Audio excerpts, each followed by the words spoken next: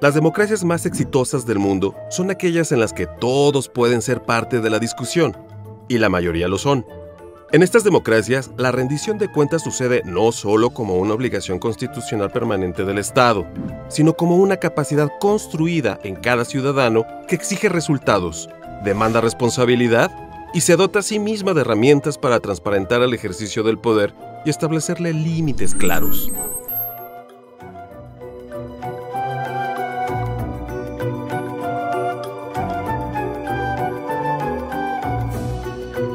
En este episodio de Conjuras Literarias, nos adentraremos en algunos de los conceptos de Lo que diga tu dedito, de Max Kaiser y Paco Calderón. Un libro que tiene como propósito iniciar el camino de la construcción de una ciudadanía mexicana libre, informada, consciente de sus derechos y activa en su ejercicio. A través de 30 conceptos esenciales que todo ciudadano debe conocer, entender y dominar, tales como el de Estado. Este es el conjunto de leyes, instituciones y personas que dan cauce ordenado y regulado al ejercicio del poder.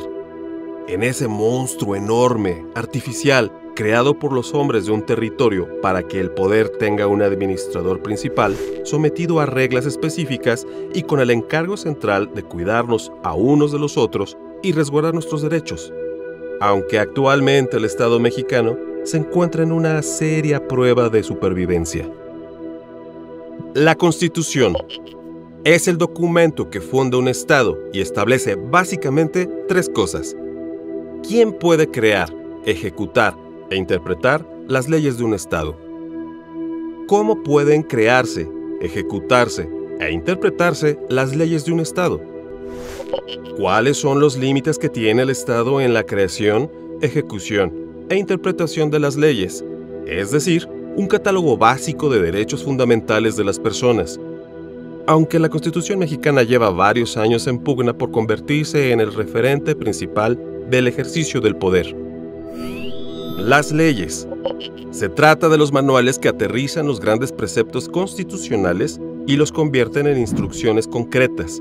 Básicamente, hay 5 tipos de leyes: las que detallan el contenido de un derecho y su ejercicio, las que crean órganos con funciones y facultades concretas, las que instituyen obligaciones y responsabilidades, las que establecen procedimientos para la toma de decisiones o resolución de conflictos, las ocurrencias de diputados y senadores. Pero este manual ciudadano también incluye una historia de cómo llegamos hasta aquí, que comienza con el sexenio de Ernesto Zedillo, quien llegó a la presidencia en las peores circunstancias posibles. El 23 de marzo de 1994, asesinaron al candidato del PRI a la presidencia, Luis Donaldo Colosio, y Zedillo era el único priista de nivel que podía ser candidato porque los demás estaban limitados constitucionalmente por pertenecer aún al gabinete. El colapso del sistema financiero provocó el colapso de las finanzas públicas, del tipo de cambio y de la confianza en el país.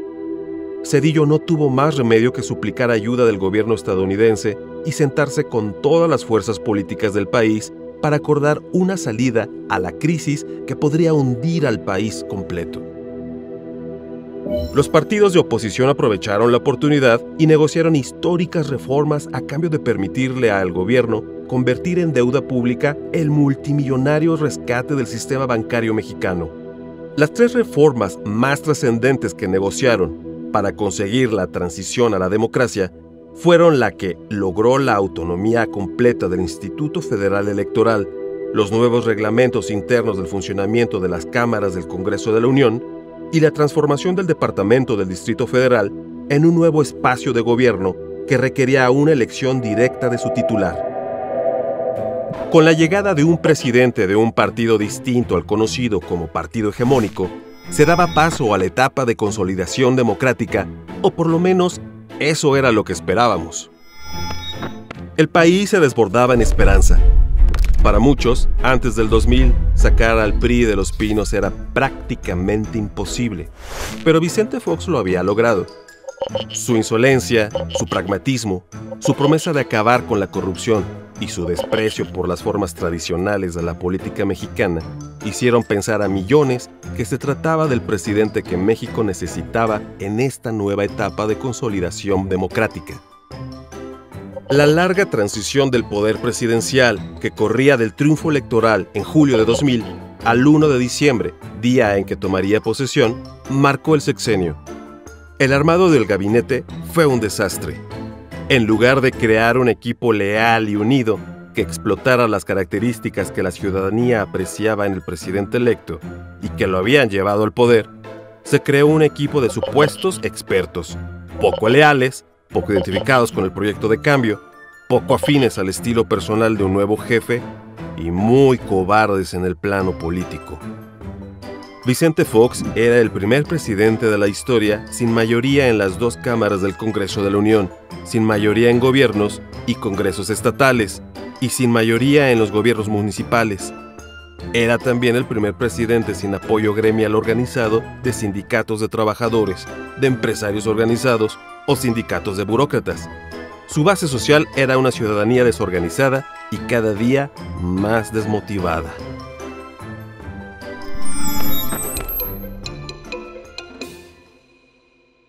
Desde la toma de posesión, su gobierno fue una pesada cuesta ascendente. Felipe Calderón tuvo que entrar escondido al recinto de la Cámara de Diputados y ser llevado entre empujones al podio central del Pleno para poder hacer el juramento que lo convertiría en presidente de México. El PRI habría sido fundamental para reconocer el resultado electoral y para lograr la toma de posesión, y lo cobraría carísimo durante todo el sexenio. Sin mayoría en ninguna de las cámaras del Congreso de la Unión, ni en las gubernaturas estatales, ni en los congresos locales, ni en las presidencias municipales, y peleado con la mitad de su propio partido, inició su sexenio. Para dar un golpe de autoridad y legitimidad, el presidente decidió convertir la lucha contra el crimen organizado en el eje de su sexenio. Había múltiples problemas fundamentales que harían de esto un trágico legado. Todo esto provocó un terrible aumento en la violencia que no parecía justificado gracias a las constantes derrotas judiciales que permitían impunidad a quienes lo provocaban. La paciencia de la ciudadanía se acababa poco a poco, alentada por los partidos de oposición que no tenían empacho alguno en utilizar la violencia como herramienta político-electoral. Para colmo, en 2009 surgiría la pandemia del virus conocido como H1N1, que demandó una enorme energía política y muchos recursos públicos. La comunidad internacional reconoció el buen manejo de esta pandemia, pero el costo interno fue enorme.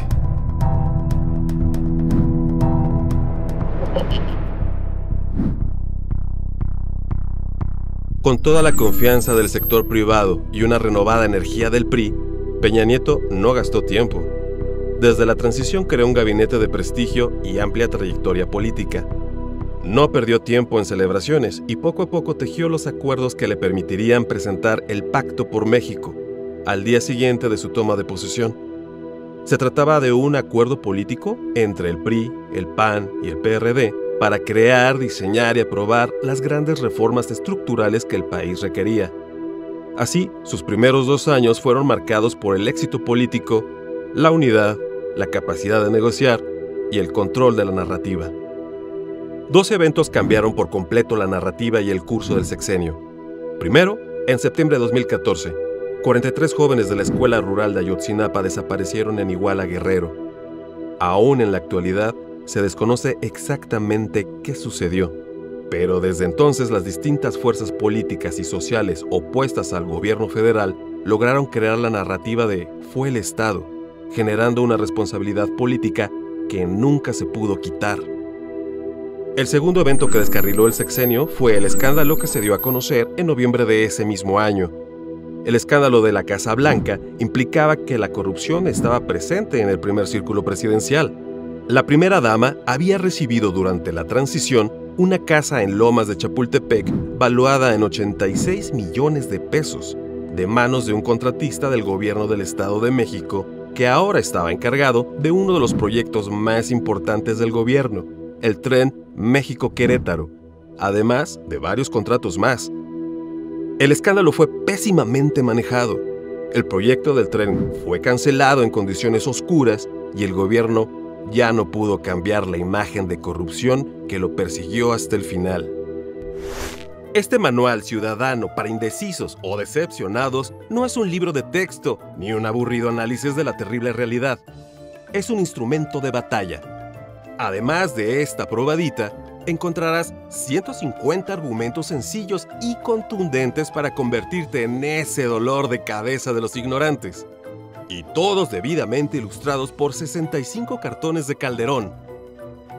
No olvides suscribirte y activar la campana para que te avise cuando llegue el siguiente episodio de Conjuras Literarias, donde nos sumergiremos en nuevas historias, datos curiosos y detalles secretos detrás de los libros.